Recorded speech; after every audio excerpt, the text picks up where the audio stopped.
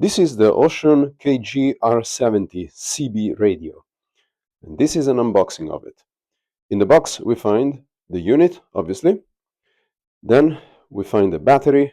The battery has an interesting ridge on the side, so we can connect it to the desktop charger, also included, without having to have it connected to the whole unit. It comes with a power brick, 12 volts, 0.5 ampere. The battery snaps pretty well in position. And at the back we can see there are a couple screw holes for the included belt clip. Now, I was the lucky one to get 2 belt clips. So, if you are the unlucky one who gets nothing, let me know and I will send you mine.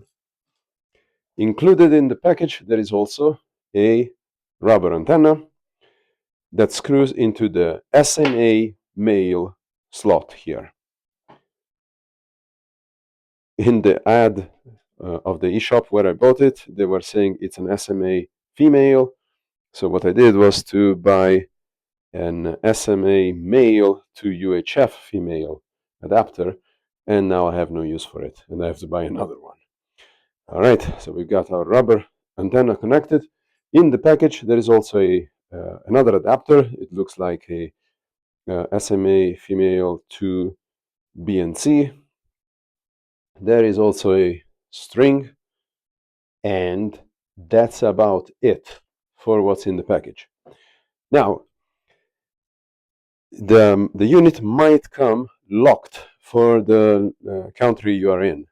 I bought this in the Czech Republic and it came locked for the EU standard.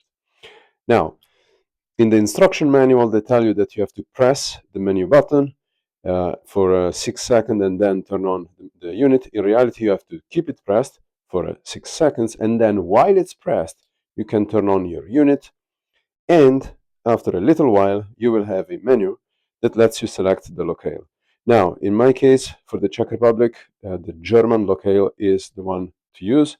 The one I found was EU, 40 channels. CE also had 40 channels. Then we have United Kingdom, Poland, Italy, Germany, and international. This might be the same as a 10-meter band. I haven't tried it, so I will let you know once I try that off. Otherwise, when you turn it on, I already played with it, so I turned off the beep and the voice chimes, cues. Otherwise, you can reactivate them. On the unit, you will have 4 buttons.